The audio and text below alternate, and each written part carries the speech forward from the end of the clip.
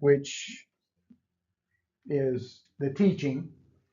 So if you want to learn this Greek word, it's really easy. D-I-D, D-A, duh, and C-H-E, it's like ache. So it's basically a K sound. Didache, Didache. So there you go. And that's the teaching and and that comes from the first line of the Didache, which is the teaching of the Lord to the nations by the 12 apostles. And in some cases that is missing. It's not. Is just the teaching to the nations by the 12 apostles. So that is a pretty good description of what it is, and it is a very important. We'll call it a book that I don't think gets discussed enough. Because to me, next to what we have in the New Testament, this is as close as you can get to the New Testament without being in the New Testament. And I don't know why it didn't get more consideration as part of the canon, except for the fact that it's not really like a New Testament book. It is more like a commentary on the New Testament book, but it is in essence a church manual for what is more than likely the very earliest. If you want to be a New Testament church, this is a New Testament church. And as you might expect, it has some differences in the way that we go about things now. But it because of the content, because of what's in it, because of how it's presented, and also because of the structure of the language, etc., it's fairly certain that it's as old as some of the books in the New Testament. In fact, parts of it, including the first part, which we may get a chance to look at today, might be older than the whole New Testament, because it may have originated in Judaism instead of Christianity. So it is a very, very old book, and it is a very insightful book if you want to know how the early church worked. It's got a Jewish perspective, which is exactly what you would expect from a first century church. We think of Christianity in far more Greek terms than the first century church did. And because of the church fathers all living in a more Hellenistic, which means Greek, society than the first converts to the church did. So it has a lot of similarity to Matthew. Most of the quotations, which are not referred to as quotations, but they're obvious quotations, that you see in this book are of the same, they use the same words that the Gospel of Matthew use. So it approaches this thing from a very more Jewish flavor and has a lot less of Paul's influence in it, because again, it's because of the way the canon ended up being, we have a very Pauline view of Christianity. But Paul didn't go to every church in every city in the first century. That was all, very spread out. So there are some things in here that have a very Pauline feel, a Paulish feel to them, but there's not really as much that of the things we see in the epistles of Paul in here as what we see in the Gospels. So anyway, we'll see some of that as we go through here. But it's very insightful in that it's gives you, if you went to a first century church, this is what you would hear, and this is what you would expect from the church. So it disappeared completely So the church fathers, in the early writings from the church fathers from the first and second, well, the second and the third and fourth century and beyond, but especially the second and third and fourth centuries, wrote about this book, quoted from it. So it was very well known among the church fathers. So we knew it existed, but we didn't have it at all. So it was not until 1873 that somebody actually found a copy. It was in a monastery in Constantinople. The monastery, the library in the monastery of the Holy Sepulchre. It had been there all along from way, way back at some point. It was a copy from about 1056. So it was already 700 or 800 years old at least, maybe 900 years old before that copy was made. So as we've talked about how copies change things, we don't know what went on in that 800 or 900 years except for the places where we had quotations in the church fathers. And then later on, there was a Latin manuscript found. In 1900, there was a Latin manuscript found of it.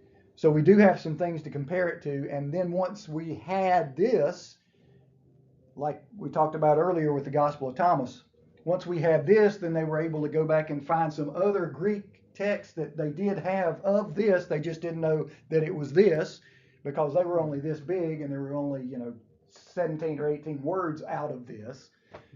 So all of that same stuff that we're used to, but from the text that we do have, including that Latin text of the first 5 chapters, this one doesn't seem to have that much variation in it. So it seems to be fairly, and because of the way it's written, because of what it is, it's not as susceptible to change making any difference the way it did with the more with the canon books that we've talked about. So anyway, that's the presentation. This is the guy who found it, Philotheus Bryennius. He's Greek. He's a Greek Orthodox metropolitan. I'm sure you've all heard of metropolitans before. A metropolitan is a bishop in the Greek Orthodox Church. So what Catholics call bishops, the Greek Orthodox call metropolitans, meaning he is the leader of all the churches in a metropolis, a city. And that's basically what a bishop is. So a bishop is the leader of a group of churches in some region, and that's what a metropolitan is in the Greek Orthodox Church. Now I haven't really addressed this very much, so I'll go back. And the Greek Orthodox Church, the Catholic Church and the Greek Orthodox Church are the 2 oldest churches. So in the beginning, once you got to the 4th century and Constantine declared Christianity to be the official religion of the empire and it became accepted, at that point there was one church, one official church. We always tend to think of that as the Roman Catholic Church, but it really wasn't. It was the church. It didn't become the Roman Catholic Church until they started having these disputes in the late 800s and the 900s especially. And eventually in the 11th century, the 1000s, they split. They split into the Roman Church and the Greek Orthodox Church. Basically, it was an east-west split. The Eastern Church was the Roman Church, and the Western Church was the Greek Orthodox Church. And from there, you eventually get the Russian Orthodox Church, which split from the Greek Orthodox Church. But there's that whole western side of Christianity. I got that backwards. There's eastern side, the eastern side of Christianity, the Orthodox, the Greek Orthodox and the Russian Orthodox and all this other Slavic churches that we never pay any attention to because we're focused on the Roman Church. But they split 1,000 years ago, into those two groups. So he's from the other side of the group. And they've always had their headquarters in Constantinople, which is now Istanbul in Turkey. And in fact, there was a time when there were popes in Rome and popes in Constantinople before they split, because they were working their way toward a split at that point. And that's one of the reasons they split, is because they both had their own popes. So that's where all of that takes place. And they're as similar as they are different. And the primary reason of the split, although there are lots of reasons, obviously, and we'll talk about that at some point probably, but there was this dispute over what has been called iconography. That the Eastern Church, the Greek Orthodox Church, was very much into iconography, which the Roman Church tended to, and this is, pot calling the kettle black, but the Roman Church thought of as idolatry. So the Greek Church was very into images and that sort of thing. And the Roman Church didn't think that they were going down the right path there, and that was one of the reasons for the split. But obviously when you have splits like that, the real reason for them usually is not over whatever the people say it's over the people in it who didn't like each other. So ultimately, I'm sure you boil it down eventually to that. So anyway, but that's where this guy came from. He was in the Eastern Church, and he was a bishop, which they call metropolitans. And so he was in Constantinople in the monastery one day, and he stumbled on it there. And so we can jump right into this thing. Well, he found in 1873. He published it in 1883, and it got translated a few times thereafter, and continues to be important today for what it has in it, and is still in the scholarly realm very much discussed and looked at. So anyway, it starts off, first of all, like I said, by it starts off with the statement about it being the teaching of the apostles to the nations. It uses the Greek word, the nations is the Greek word ethnos, which is all in the New Testament, and it doesn't mean Gentiles, and it doesn't mean nations. It means any group of people. But it was typically used in the New Testament, especially by Paul. He used that word to describe the Gentiles, the people outside of the Jewish community and outside of the Christian community. So if you weren't a Christian or a Jew, you were an ethnos, a Gentile. And then you remained a Gentile when you became a Christian, but you could still be classified as an ethnos even then. So that's it's the teaching that the apostles gave to the world, the group of people who weren't in the community already. And so it starts off in the first section, the first 6 chapters are this thing called the 2 ways. So there are 2 ways, one of life and one of death, and the difference is great between the 2 ways. This idea of 2 ways is not unique to the Didache. In fact, it's taught in the New Testament. If you remember, and we'll talk about this a little bit here in just a second, but Jesus talked about the ways, the gates, the broad gate and the narrow gate. Same idea. That's the 2 ways. There's 2 ways you can go here. And one is life, one is death, and the difference between the 2 ways is great. So what are these 2 ways? The way that the 2 ways is presented in theology is something called dualism. And we live today in a hyper-dualistic society. Which is a term I'm coining here, but because you're either this or you're that, and there's no in between. You're either a 1 or a 0 if you're a computer program, or which most of the people in the world now are computer programs. You're either black or you're white. You're either American or you're not. You're either Republican or you're Democrat. I mean, there's no middle ground. You're one thing or another. And this dualism is presented in religion very obviously. You're either, for us, we would say you're either saved or you're not. You know, you can't be a little saved or a little not saved. And that is dualism. And so that's where this notion of the two ways falls in.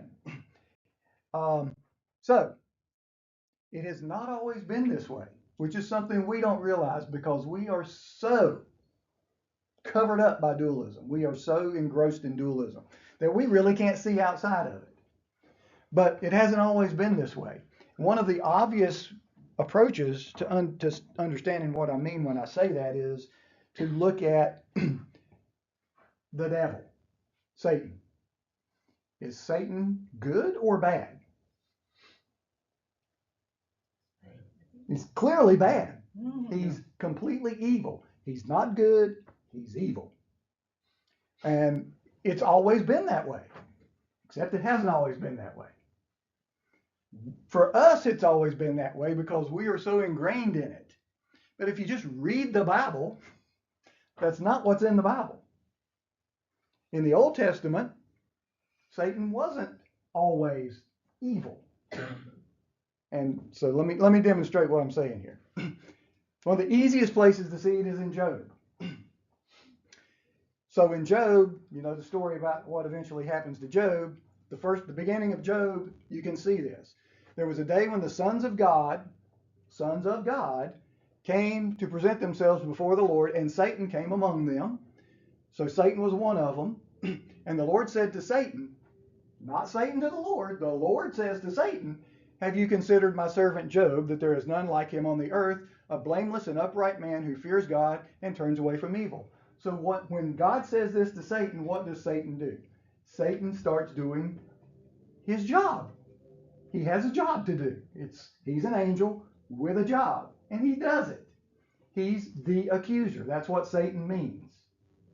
And so he says, the Lord said to Satan, Satan says, does Job fear God for no reason? He's doing his job. And the Lord said to Satan, behold, all that he has is in your hand. So God says, Satan, go do your job.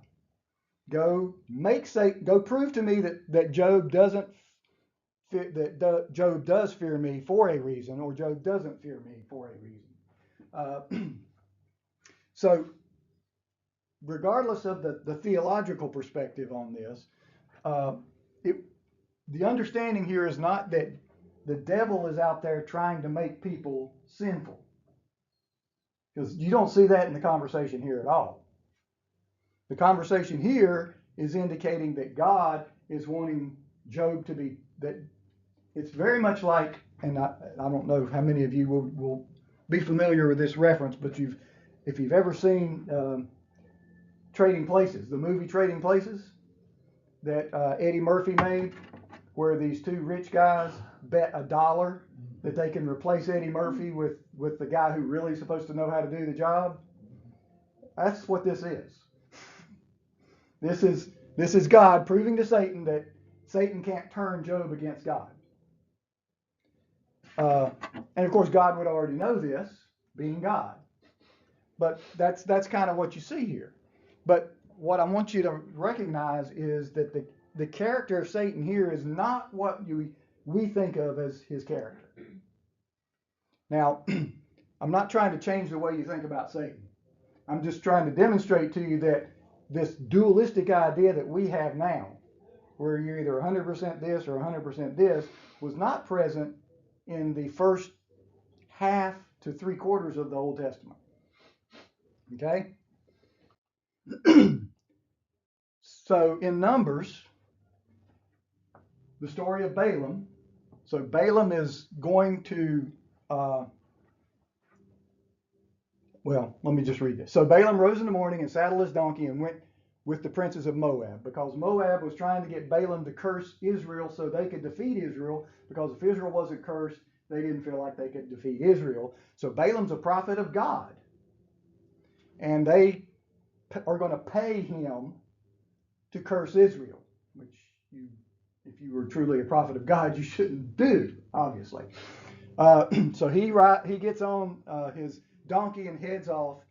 But God's anger was kindled because he went. Obviously, if you're taking payment to curse God's chosen people, that's not something God is going to want you to do. So God was angry because he went, and the angel of the Lord took his stand in the way as his adversary. So as he's riding his donkey down the path, the whole story is he comes to a place where there's a rock over here and a rock over here, and he can't get through unless he goes through here, and the angel of the Lord is standing right there. So he's got nowhere to go except if the angel of the Lord gets out of the way. So the angel of the Lord is standing there, and this says that the angel of the Lord took his stand in the way as his adversary. Guess what that word is? Satan. The angel of the Lord took his stand in the way as Satan. So, which is not a word you would be throwing around if you were taking it as a completely evil perspective, because the angel of the Lord couldn't be evil. 1 Chronicles 21 says, so David is not supposed to number Israel.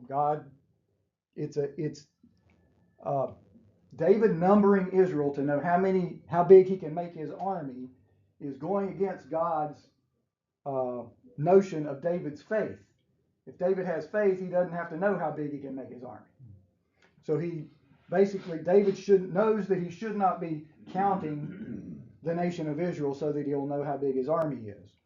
So 1 Chronicles 21:1 says, then Satan stood against Israel and incited David to number Israel. So Satan stands against Israel and incites David to number Israel. He's inciting David to commit a sin, which is exactly what we would expect out of Satan. And we get the same account in Samuel, 2 Samuel. No, it's 1 Samuel. Okay, I'll get it in a minute. 1 Samuel 24:1, same thing. Again, the anger of the Lord was kindled against Israel, and he incited David against them, saying, go number Israel and Judah. So who did it here? The anger of the Lord was kindled against Israel, so he, the Lord, incited David against them, saying, go number Israel. So you see that our concept of Satan is a little different today than it was for these people, because here you're getting these mixed discussions about what Satan actually is. So this word doesn't necessarily mean a person. It's just the word adversary. Later on, it becomes a person. So there is the word and then there's the name, and they're two different things. And so actually, you don't see Satan anywhere until later on in the Old Testament, and the Satan that we know really only shows up in the New Testament. So here's another example that helps us see our dualistic thought. Okay? So everybody recognize the scene here. Garden of Eden. So here we have Adam and Eve. Eve is reaching for the fruit, which of course is an apple, even though it doesn't say it was an apple. And then here we have something in the tree that's tempting her. So I have two problems with this thing in the tree. So let's start down here. What's wrong with that part of that depiction of the serpent in the Garden of Eden? The serpent stood upright. Well, we don't know for sure, but he did get cursed to crawl on his belly. So why would he already be crawling on his belly? Okay, that's number one. Part of him was. All right, so what's wrong with the top part here? No serpent. Yeah. Well, what is that? Who is that? It's supposed to be Satan. You got these Two horns. guy with the two horns. Who's that supposed to be? The devil. So it's Satan tempting Eve to take of the fruit. So what's wrong with that? Who tempted Eve? The serpent. Yeah. So who's the serpent? This is a rather allegorical metaphor. The bottom half ought to be a motorcycle instead of a snake. Well, today this would be. That would be nice. So what it says is the serpent was more crafty than any other beast of the field that the Lord God had made. And he said to the woman, did God actually say to you not to eat of any tree in the garden? But the serpent said to the woman, you shall not surely die. And then later on, God says to the serpent, because you've done this, cursed you are above all livestock and above all the beasts of the field, and on your belly you shall go, and the dust you shall eat all the days of your life. So the serpent is cursed. And who's not cursed? In fact, where is Satan here? So why do we think Satan tempted Eve? He's the evil one. There's another reason. We have to make it material. Well, if you draw the right lines, it's in the New Testament. Because Revelation 12 and 19 or 20 also says something to this effect. But Revelation 12:9 says, the great dragon was thrown down. Who's the great dragon? That ancient serpent who is called the devil and Satan. The deceiver of the whole world. He has thrown down to the earth, and his angels were thrown down with him. So, who is the ancient serpent? The devil and Satan. So, because he's called the ancient serpent, he must have been the snake in the garden. That's where the math comes from. Except, this doesn't say anything about that at all. This equates him to the ancient serpent, which is equivalent to the great dragon, which, if you look at the mythologies in the ancient world, the evil one was always a dragon or a leviathan in the Babylonian sense, several other things. This has just always been the bad guy. The serpent has always been the bad guy. Those of us who really like snakes, like I do, understand this imagery because nobody wants to be around one of those. Okay? So this is where this comes from, because later on the church fathers did this math and said because Satan is here called the ancient serpent, he must have been the serpent in the garden. And that's the only reason we think that the snake was the devil, besides the fact that he was tempting evil with tempting Eve with evil. But there's no explicit statement about that in the Bible anywhere. In fact, if you look at when Paul was telling this story himself, Paul says, but I'm afraid that as the serpent deceived Eve by his cunning, your thoughts will be led astray from a sincere and pure devotion to Christ. Now, Paul talked about Satan all the time. So why didn't Paul say Satan instead of the serpent? They must have cursed him so he couldn't talk anymore. So here's the dualism. We have Satan as the black, the evil. So we see everything in that color. We see everything in that picture. Even when it's not there, we put it together because that's the way we see it. That's the way the church fathers reached the conclusion that the serpent had to be Satan himself. Whereas it's not impossible that that the serpent was just a bad snake. Who could talk? Right, who could talk? And like a lot of people you think they're the devil. They're not really the devil. But they act like the devil. So you make them the devil. So the only reason I'm showing you this is so that you can realize when your bias is coming into this. So the two ways talk about the two directions you can go in. So I got to quit here. We'll pick it up here next week. But